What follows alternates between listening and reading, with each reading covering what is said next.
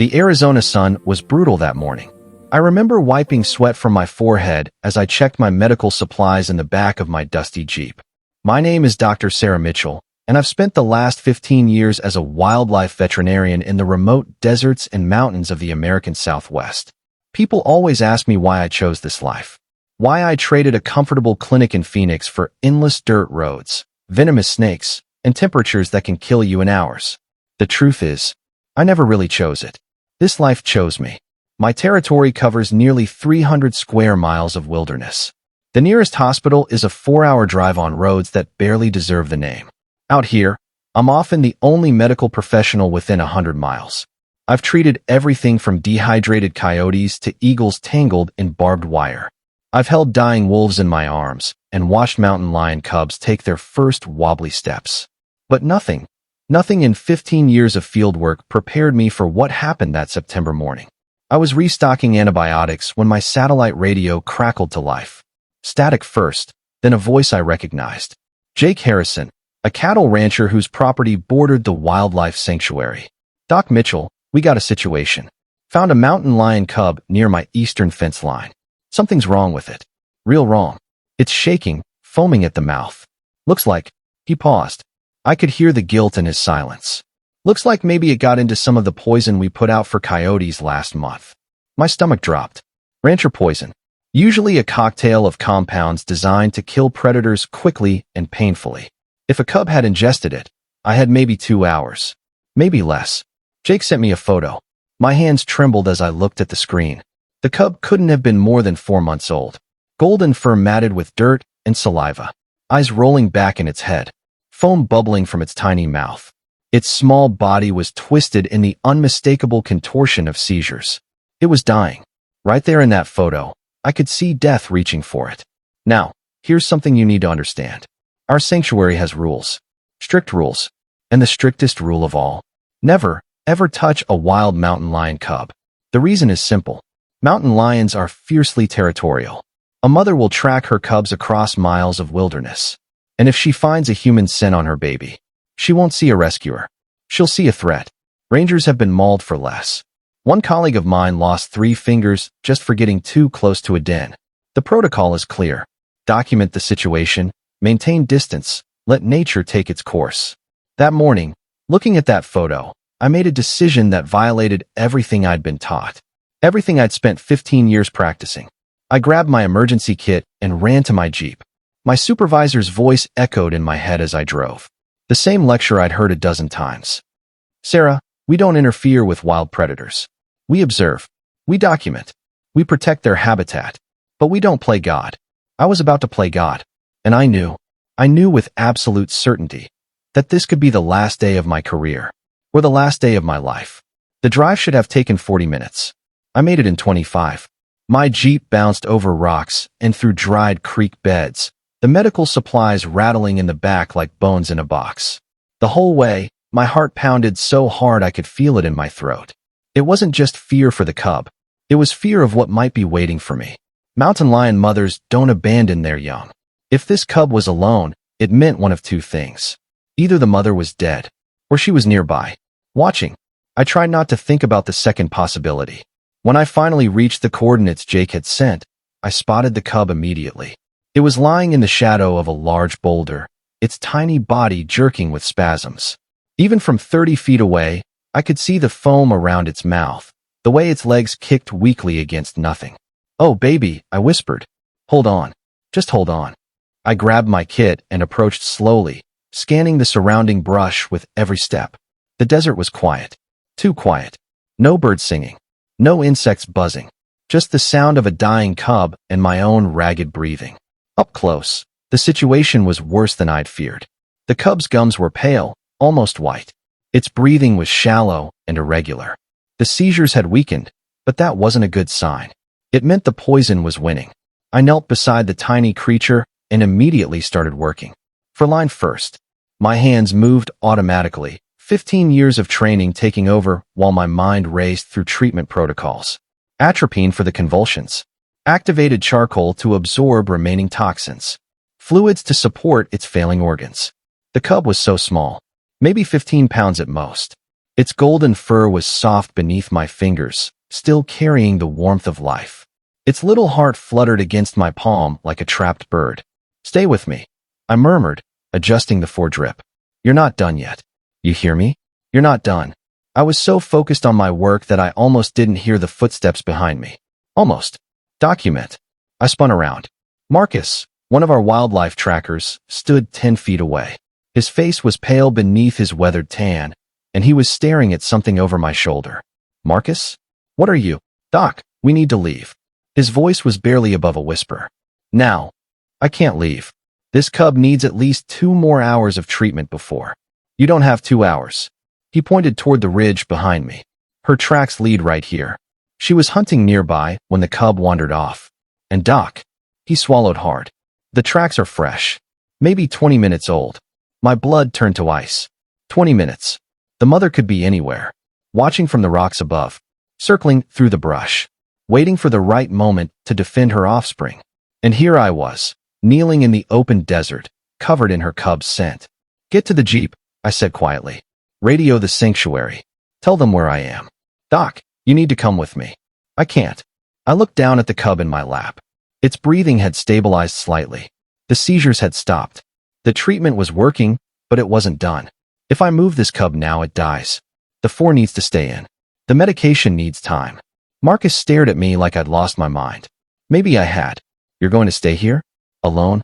With a mountain lion mother hunting for her baby?" I didn't answer. I just turned back to my patient and adjusted the blanket I'd wrapped around its trembling body.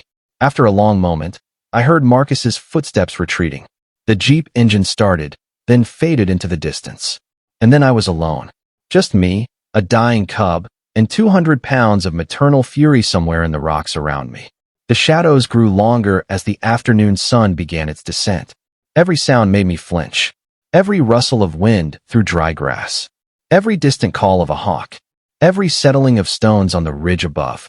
I kept working, checking vitals, adjusting fluids, talking softly to the cub like it could understand me. "Your mom is going to be so happy to see you, baby. You just have to hold on a little longer. Just a little longer." The cub's eyes fluttered open for a moment. Golden green, like desert sunset. It looked up at me with an expression I couldn't quite read. Trust? Confusion? Fear? Then its eyes closed again, and its breathing steadied into something resembling sleep. The isolation building felt different at night. During the day, it was just another medical facility, sterile, bright, efficient. But as darkness settled over Oak Ridge and the automatic lights dimmed to their evening setting, the space transformed into something almost primal. I wheeled my supply cart to a position just outside Koda's enclosure, my hands moving on autopilot through the familiar routine of setting up monitoring equipment. For stand here, medication cart there, pulse oximeter within arm's reach. But my mind was racing through worst-case scenarios with the kind of clarity that only comes from genuine fear. The enclosure itself was designed for safety. Double mesh barriers with a 3-foot gap between them. Medical access ports with lock mechanisms. Reinforced glass observation window.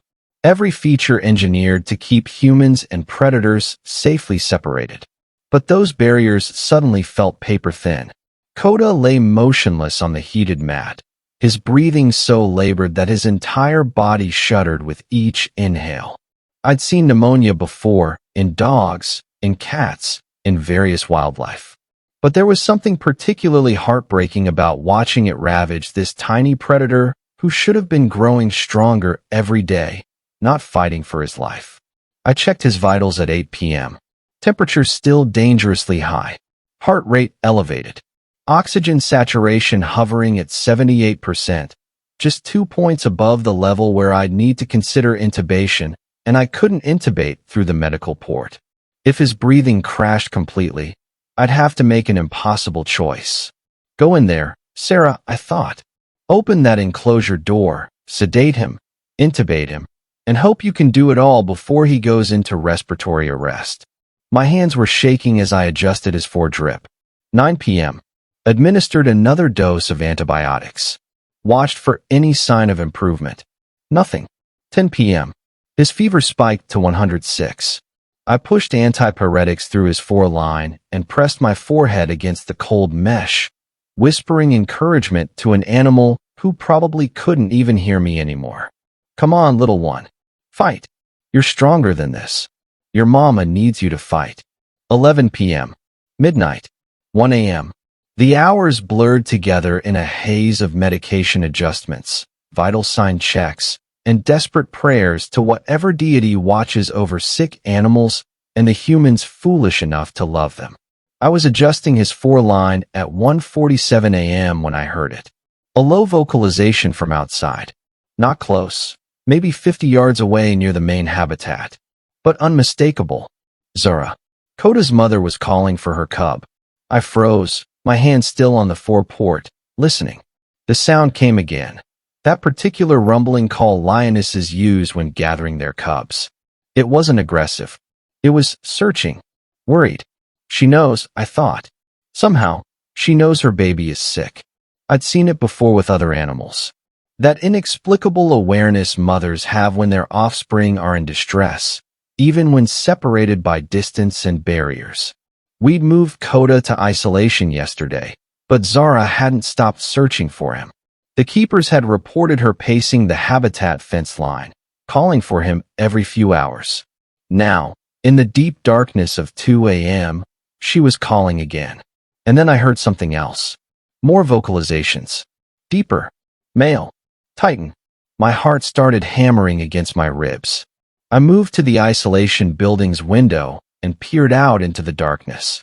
At first, I saw nothing but shadows and the dim glow of the habitat's night lighting in the distance.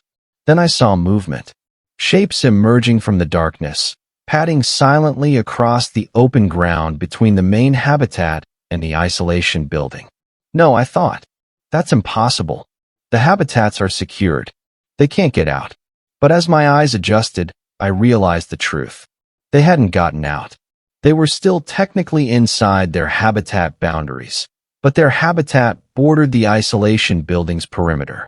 We designed it that way intentionally, so sick animals could still smell and hear their pride members during recovery.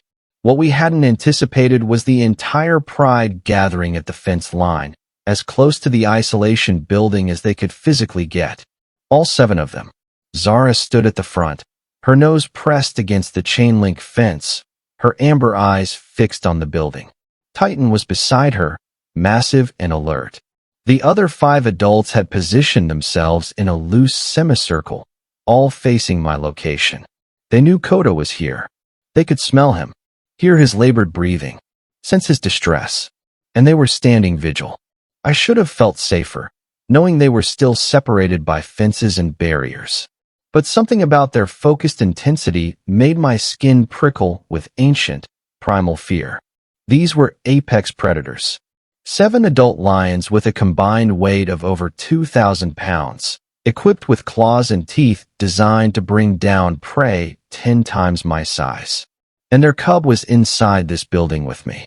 I stepped back from the window, my breath coming faster now. The logical part of my brain understood that they couldn't get through the fences. We designed those barriers to contain animals far stronger and more determined than lions. But the instinctive part of my brain, the part that still remembered when humans were prey species, was screaming warnings I couldn't ignore. You're trapped, Sarah. You're locked in a building with their dying cub, and they're outside, and they're not leaving. I checked my radio. Still on my equipment cart, 20 feet away, by the supply cabinet. Perfect. Just perfect. I'd broken the first rule of field work. Never separate yourself from your emergency communication device. I thought about walking over to get it, but something stopped me. Maybe it was the way Zara's eyes tracked my movement through the window. Maybe it was the way Titan had risen to his feet, watching. Or maybe it was just the overwhelming knowledge that any sudden movement might trigger something. Some instinctive response I didn't want to provoke. So I stayed where I was, standing in the middle of the isolation building at 2:15 a.m., acutely aware that I was more alone than I'd ever been in my career. The building's security was solid. I knew that. I'd helped design the protocols. But I also knew that those protocols assumed you'd have a radio. Backup. A way to call for help if things went wrong. I had none of those things. I had a dying cub, a cart full of medical equipment, and 7 lions maintaining a silent vigil 20 yards away, and 6 more hours until dawn. So I stood there, clutching the cub to my chest, watching 3 apex predators close the distance between us inch by inch. This is it, Marcus. This is how you die? The mother lion stopped about 20 feet away. Her eyes locked onto mine. I'd never felt so completely, utterly seen. Not assessed like prey. Not sized up like a threat. Seen. Understood. Measured in some way I couldn't comprehend. The other 2 cats flanked her, their positions forming a loose triangle with me at the center. There was nowhere to run. Nowhere to hide. I was completely surrounded. And for reasons I still can't explain, I opened my mouth and started talking. I'm not going to hurt your baby. The words came out barely above a whisper. Shaking. Barely coherent. But I kept talking. Because talking was all I had left. I stopped because it was hurt. Hit by a car, I think. I was trying to help. I was just trying to help. The mother lion didn't move. Her amber eyes remained fixed on mine, unblinking, unreadable. The other 2 cats held their positions, motionless as statues carved from golden stone. Time stopped. I've heard people describe moments of extreme fear as time slowing down. That's not quite right. It's not that time moves slower. It's that you become aware of every single second in a way you never are during normal life. I was aware of the weight of the cub against my chest, the rapid flutter of its tiny heartbeat, the smell of dust and sagebrush and something else, something wild, musky, ancient. I was aware of my own heartbeat, thundering so loud I was sure the lions could hear it, the sweat running down my temples despite the cooling night air, the tremble in my legs that I couldn't quite control, and I was aware of the mother lion's breathing, deep, slow, measured, not the rapid panting of an animal preparing to attack. Something else entirely. Your baby needs help, I whispered. I don't know if you can understand me. I don't know if any of this means anything to you. But I need you to know. I would never hurt it. I couldn't. The cub in my arms stirred. It lifted its head weakly and let out another mew. Louder this time. A call to its mother. Something shifted in the lioness's eyes. She took another step forward. Then another. I stopped breathing. 10 feet away. 8 feet. 6. Close enough that I could see the individual whiskers on her face. The scars on her nose from old battles. The intelligence burning behind those amber eyes. Close enough that if she decided to attack, I'd be dead before I hit the ground. But she didn't attack. Instead, she lowered her head and sniffed the cub in my arms. Her whiskers brushed against my wrist. Her breath was warm, carrying the scent of wild things and open spaces. I could feel the vibration of a low rumble in her chest. Not quite a purr, not quite a growl. Something in between. She sniffed the cub thoroughly, checking for injuries, assessing its condition. Then she raised her head and looked directly into my eyes. And I saw something there that I never expected to see in a wild predator. Recognition, gratitude, understanding. She knew. Somehow, impossibly, she knew exactly what I'd been trying to do. What happened next will stay with me until the day I die.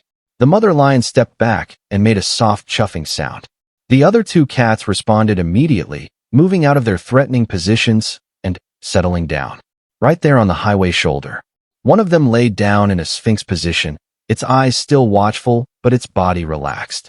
The other circled once and lowered itself to the ground, tucking its paws beneath its chest. And then the mother did something that defied every law of nature I thought I knew. She walked forward and laid down at my feet. Not in front of me, not blocking my path. At my feet, like a guardian, like a protector. I stood there, frozen, the injured cub still cradled against my chest, completely unable to process what was happening. What? The word came out as barely a croak. I cleared my throat and tried again. What are you doing? The mother lion looked up at me. And I swear on everything I hold sacred, she understood the question. She understood, and she was answering it. You helped my baby. Now we will stay with you. It made no sense. Mountain lions are solitary creatures. They don't form prides like African lions. They don't display this kind of coordinated social behavior. But here they were, 3 wild cats, arranging themselves in a protective circle around the human who'd stopped to help one of their own. Behind me, I heard the sound of approaching vehicles. The first car to stop was a silver Honda, driven by a woman who took one look at the scene in her headlights and immediately started filming with her phone. The second was a pickup truck. The driver, a weathered rancher type, pulled over, stepped out, and just stood there with his mouth hanging open. "What in the Sam Hill? Don't come any closer," I called out, my voice steadier now. "They're not aggressive, but I don't want to push it." Within 10 minutes, there were a dozen cars stopped. Traffic backing up in both directions. People standing at a safe distance, filming, whispering, pointing. And through it all, the 3 mountain lions didn't move. They stayed exactly where they were, surrounding me, protecting me, as if they were standing guard while I cared for their wounded family member. Someone had called 911. I heard the distant wail of sirens approaching. The cub in my arms had grown calmer. Its breathing was steadier now, and it had stopped whimpering. Whether that was a good sign or a sign that it was giving up, I couldn't tell. "It's okay, little one," I murmured, stroking its head through the blanket. "Help is coming. You're going to be okay." The mother lion's ears rotated toward my voice. She made that chuffing sound again, soft, almost conversational, like she was agreeing with me. When the Texas Parks and Wildlife truck finally arrived, lights flashing, the officer who stepped out looked like he'd just seen a ghost. "Sir, are you all right?" "I'm fine," I called back. "The cub is injured. Broken leg, maybe some internal damage. It needs medical attention." "And the adults? Why aren't they?" He trailed off. Even from 50 feet away, I could see him struggling to make sense of what he was seeing. "I don't know," I admitted. "They just accepted me. I don't understand it either." More vehicles arrived. More officers. A wildlife biologist named Dr. Patricia Hernandez, who'd apparently been working in the area. She approached cautiously, her eyes darting between me and the lions with an expression of pure scientific wonder. "This is impossible," she whispered. "Mountain lions don't do this. They don't form protective groups around humans. This behavior, this shouldn't be happening." "And yet," I said, looking down at the mother lion still positioned at my feet, "here we are." Dr. Hernandez supervised the next part. Moving carefully, speaking in low tones, she helped me transfer the injured cub to a transport cage. The mother lion watched every movement. When the cub was safely secured, the lioness rose to her feet. For a moment, I thought she might finally attack. Might suddenly remember that I was human and she was wild, and there was a natural order to these things. Instead, she walked over to the cage and sniffed it carefully. Made that chuffing sound one more time. Then she turned and looked at me. One long, steady look. "Thank you." I felt it as clearly as if she'd spoken the words aloud. This was why I became a veterinarian. Not for the science or the protocols or the professional accomplishments. For this.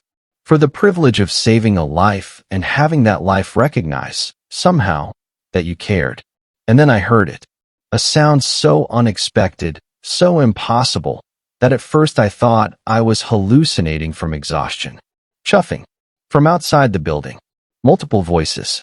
A low, harmonized chorus of the rare vocalization lions use to greet each other, to show affection, to acknowledge family. I turned my head slowly toward the window, my hand still pressed against the mesh where Koda's nose rested. What I saw defied everything I knew about animal behavior. All 7 lions had moved closer to the isolation building. They were standing at the fence line now, their faces turned toward the window, their eyes reflecting the building's dim interior lights. Zara was in front, and she'd risen up on her hind legs, her massive paws pressed against the chain-link fence. Her head was tilted upward, her amber eyes locked on the building. On me. Titan had lowered himself into a submissive posture, something I'd never seen the dominant male do in 5 years of caring for this pride. His great head was resting on his paws, but his eyes were open, watching. The other 5 adults were positioned in a semicircle, and they were all, every single one of them, chuffing. Not at each other. At me. The sound was soft, gentle, nothing like the roars and growls people associate with lions. This was the sound they reserved for family, for pride members they trusted, for cubs they loved. They were chuffing at me. "This isn't possible," I breathed, but even as I said it, I knew I was witnessing it. The security cameras were recording. My own eyes were seeing it. This was real. I stood slowly, carefully removing my hand from the mesh. Koda made a small sound of protest, but settled back onto his mat, exhausted from even that brief movement. I walked to the window on legs that felt disconnected from my body. Every step felt dreamlike, as if I was moving through water or perhaps through a reality that had somehow shifted into something beyond my understanding. The pride watched me approach. None of them moved aggressively. None of them showed any sign of threat. Zara was still standing upright against the fence, her massive body stretched to its full height. At this distance, separated only by the fence and the 20 feet between the building and the barrier, I could see her face clearly. Those amber eyes, Koda's eyes, were fixed on mine with an intensity that made my breath catch. She wasn't looking at me the way predators look at prey. She wasn't even looking at me the way animals look at their caregivers. She was looking at me the way a mother looks at someone who saved her child. The chuffing continued, that gentle, rhythmic sound of acknowledgement and gratitude. Could it be gratitude? Could these apex predators, these wild animals who'd spent 5 years learning to trust me, but had always maintained that crucial predator-human distance, could they actually be thanking me? Everything in my scientific training screamed that I was anthropomorphizing, projecting human emotions onto animals who operated on instinct and conditioning, not conscious thought. But standing there at that window, watching Zara press her paws against the fence as if trying to reach me, listening to the entire pride vocalize in unison, I knew I was witnessing something science hadn't quite captured yet. Something beyond conditioning, beyond instinct. This was recognition, understanding, an acknowledgement between mothers, between caregivers, between two souls who knew what it meant to fight for life. The silence that followed the chuffing was profound. Not the empty silence of absence, but the full silence of presence, of attention, of something being communicated without words across the species barrier. I raised my hand slowly and pressed it against the window glass. It was a gesture without logic, without purpose, just connection. And Zara responded. She stepped down from the fence and moved closer to the building, as close as she could get with the barrier between us. She pressed her massive head against the chain link, her eyes never leaving mine. I understand, I whispered, knowing she couldn't hear me through the glass, knowing it didn't matter. I understand what you're saying. He's okay, Zara. Your baby is okay. As if my words were a signal, the pride began to move. Not away, but into new positions. They arranged themselves around the isolation building in what could only be described as a protective formation. Guarding it. Guarding their cub. Guarding me. Titan took position at what would be the most vulnerable approach point. The other adults spread out, creating a perimeter. And Zara remained at the fence directly facing the window, maintaining her vigil. Standing there in that moment, separated by glass and wire from 7 of the world's most dangerous predators, I felt safer than I'd ever felt in my life. Because I understood now. This wasn't about danger or threat or the predator-prey relationship that usually defined human-lion interactions. This was about family, about the universal language of parenthood that transcended species, about the recognition that sometimes, when you save a life, you become part of something larger than yourself. The eastern sky was just beginning to lighten with the first hint of dawn. I'd survived the night. Koda had survived the night. And somehow, impossibly, I'd gained the trust and recognition of an entire lion pride. I stayed at that window until full sunrise, watching them watch me. Koda slept peacefully in his enclosure, his breathing steady and strong. And the pride maintained their vigil until the morning shift arrived and normal routines began again. But nothing, I knew, would ever be quite normal again. Because at 4:47 a.m. on that October morning, I'd witnessed a miracle.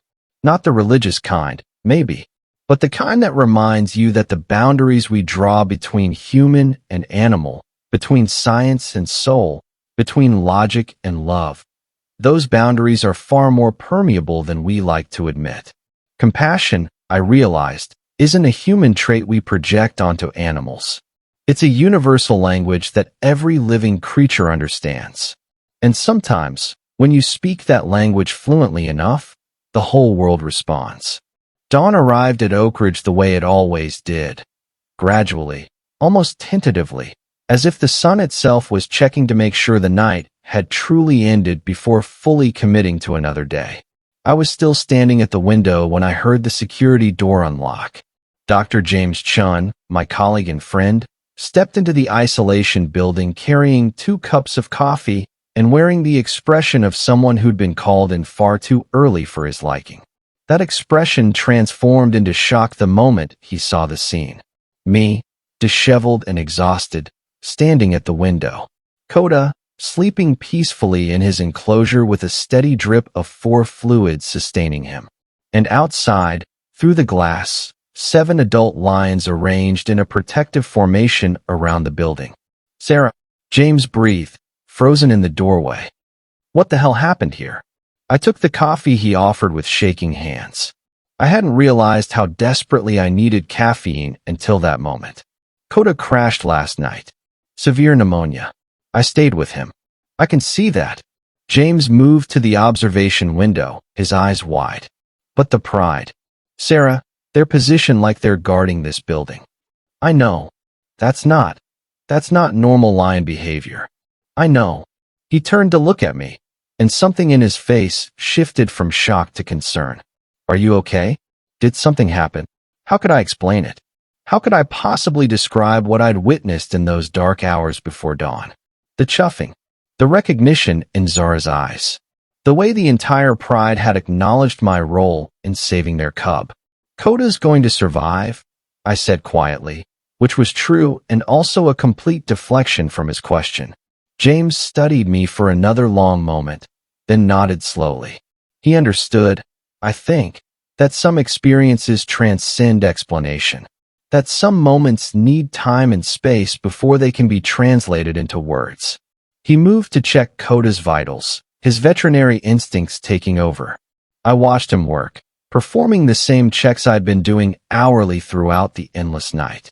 His numbers are good, James confirmed, relief evident in his voice. You saved him, Sarah. If you hadn't stayed. I broke protocol, I said flatly. Linda specifically told me not to. Linda also knew what would happen if you didn't. James glanced back at the pride outside. And it looks like Koda's family understands too. Over the next hour, the morning shift arrived. Keepers, volunteers, our administrative staff. Word had already spread somehow, the way information always spreads in close-knit communities like ours. Dr. Mitchell stayed overnight with a dying cub. The pride stood vigil outside the isolation building. By mid-morning, as Koda continued to improve and the pride finally dispersed back to their habitat for their usual daytime rest, I'd been interviewed by 3 different staff members, all of whom wanted to corroborate the timeline and events. I was preparing to head home for some desperately needed sleep when Linda Chun, our director, arrived. She stood at the isolation building entrance for a moment, just looking at me. I braced myself for the reprimand I knew was coming. The protocol violations. The insurance liability.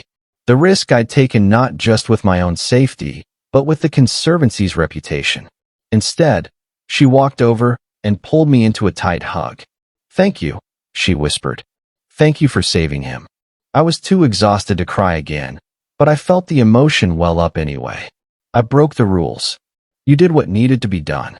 Linda pulled back, her hands still on my shoulders. And we're going to update those protocols, because you were right. Sometimes animals need more than what our safety procedures allow for. 3 days later, Dr. Patricia Okonkwo arrived from UC Davis.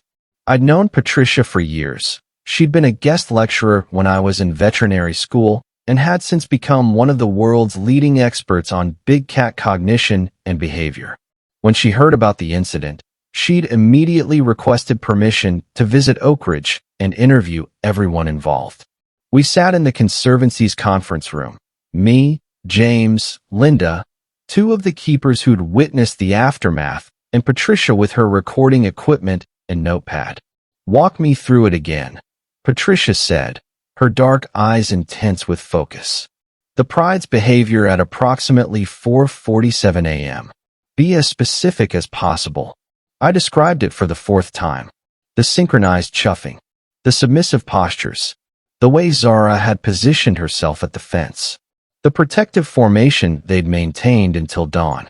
Patricia listened without interruption, occasionally making notes.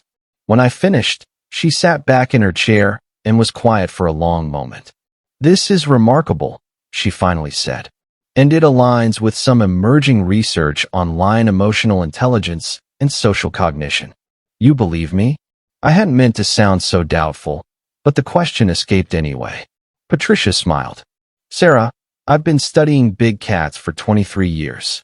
What you're describing, it's rare, but it's not unprecedented. Lions have exceptional olfactory memory. They can detect chemical changes in their environment with extraordinary precision." She pulled out her tablet and opened a document. "Here's what I think happened. The pride didn't just smell you on Koda when he was brought back to the isolation building. They smelled the markers of his illness, the elevated cortisol from stress, the inflammatory cytokines from infection, the chemical signature of a body fighting for survival." I leaned forward, fascinated despite my exhaustion. "Then, throughout the night, those chemical markers changed," Patricia continued. "His stress hormones decreased as the antibiotics took effect. The inflammatory markers reduced.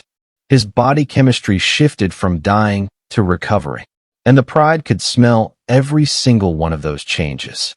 They knew I was helping him," I said softly. "More than that, they knew you were succeeding." Patricia looked at me directly. "Lions also have powerful scent associations. For 5 years, you've been their primary caretaker. Your scent has been associated with food, medical care, safety. When they smelled you on their recovering cub, combined with the chemical markers of his improving condition, they connected me to his survival." I finished. "Exactly." Patricia made another note.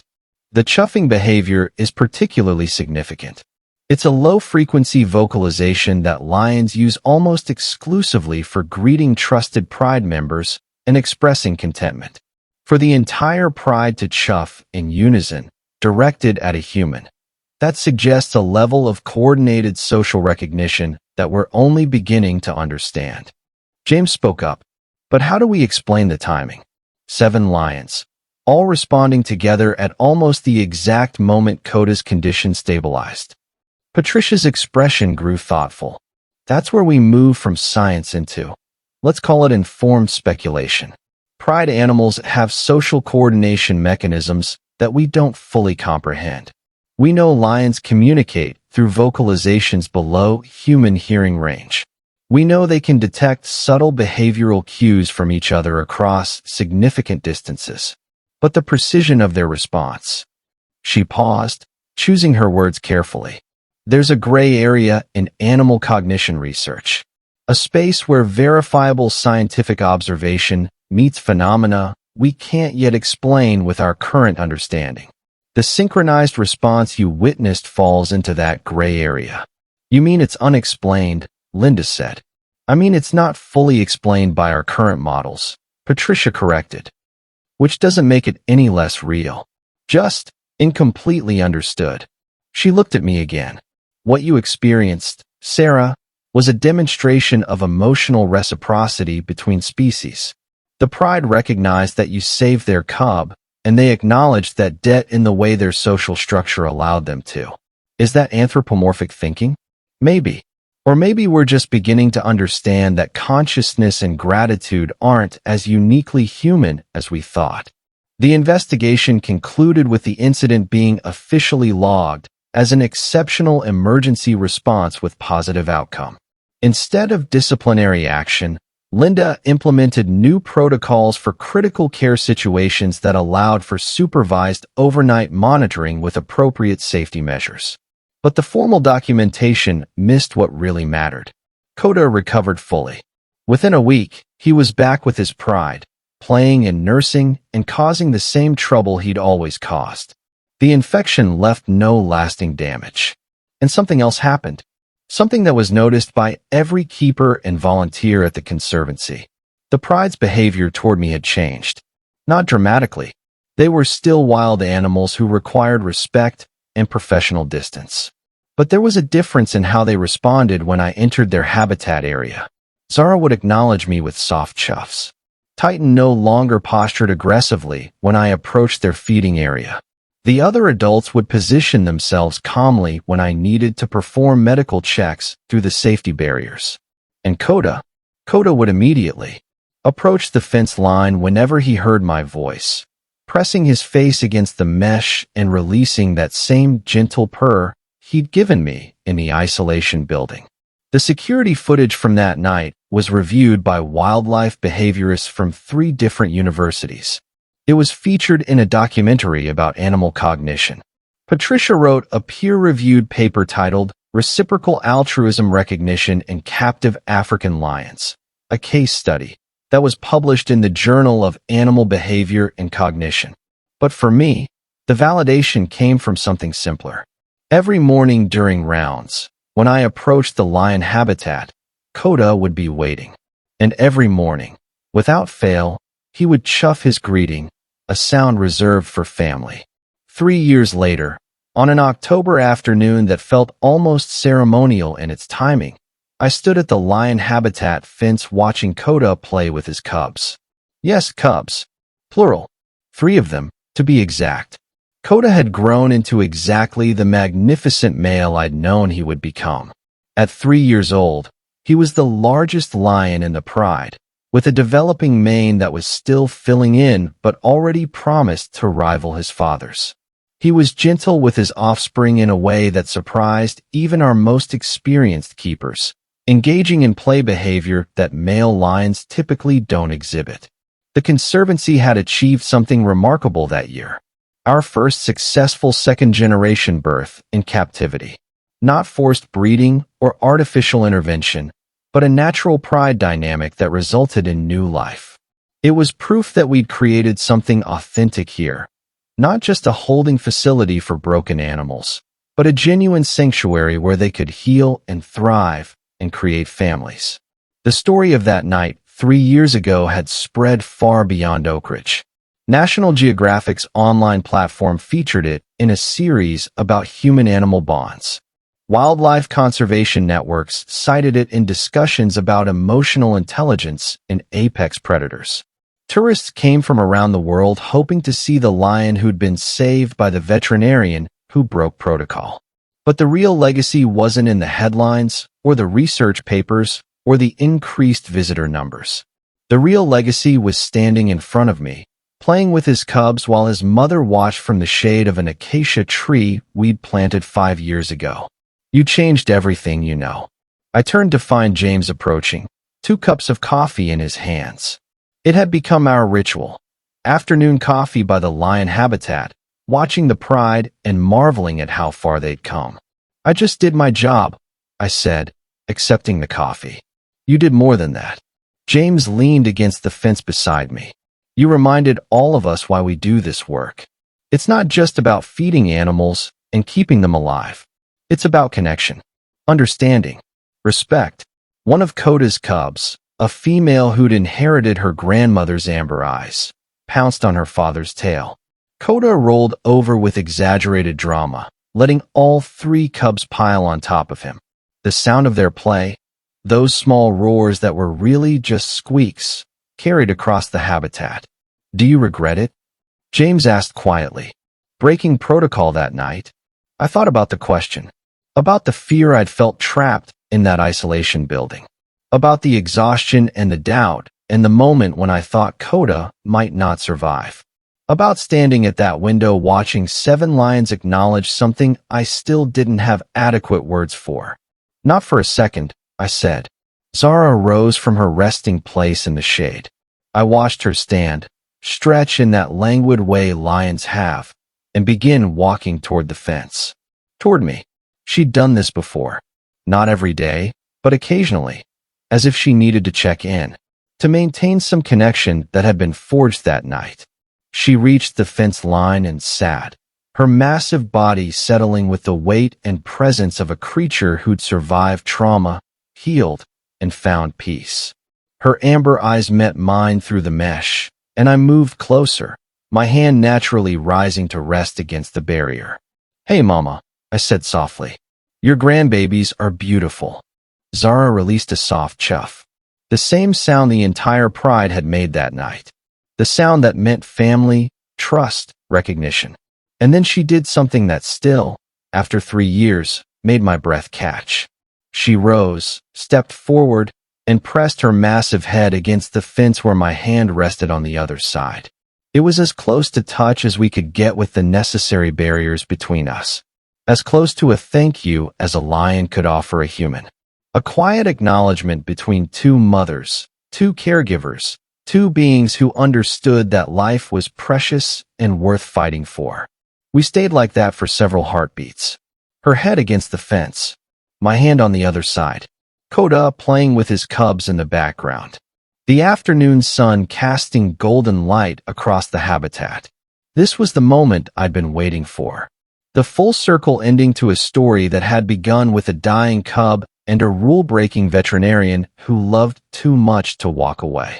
"Thank you," I whispered to her, knowing she couldn't understand the words, but hoping she understood the emotion behind them. "Thank you for trusting me, for letting me be part of your family, even for just one night." Zara pulled back slowly and returned to her spot in the shade. The connection ended as gently as it had begun, leaving me standing at the fence with tears in my eyes and a heart so full it ached. "You okay?" James asked, concern in his voice. "Yeah," I said, wiping my eyes. "Yeah, I'm okay. I'm better than okay." Because I'd learned something that night 3 years ago. Something that had fundamentally changed how I understood my work, my purpose, my place in the world. We spend so much time drawing lines. Between us and them. Between human and animal. Between science and soul. Between professional and personal. Between what we're supposed to feel and what we actually feel. But those lines, they're arbitrary. Constructed. Self-imposed barriers that keep us from experiencing the full depth of connection available to us. That night taught me that compassion is a language every living being understands. Love doesn't need translation. It doesn't require shared vocabulary or even shared species. It just requires presence, effort, and the willingness to risk everything for something that matters. Koda survived his pneumonia and grew into a magnificent lion. But I was transformed.